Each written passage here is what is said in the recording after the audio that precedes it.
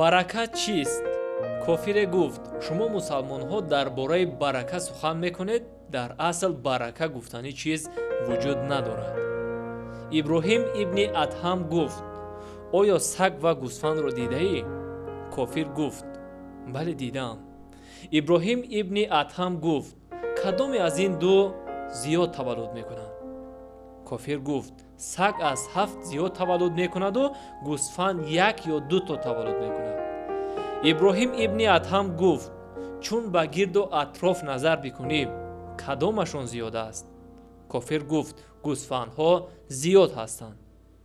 иброҳим ибни адҳам гуфт: оё ҳамин гӯсфанд дар меҳмондориву тӯю қурбонӣ кушта намешавад? кофир ҷавоб дод: бале, кушта мешавад. иброҳим ибни адҳам гуфт: ана ҳамин чиз баракат аст. кофир гуфт: чаро гӯсфанд баракат дораду саг не? иброҳим ибни адҳам ҷавоб дод: зеро ки гӯсфанд дар аввали шаб хоб намуда пеш аз намози бомдод мехезад ва чун вақти раҳматро дарёфт кард, соҳиби баракат шуд.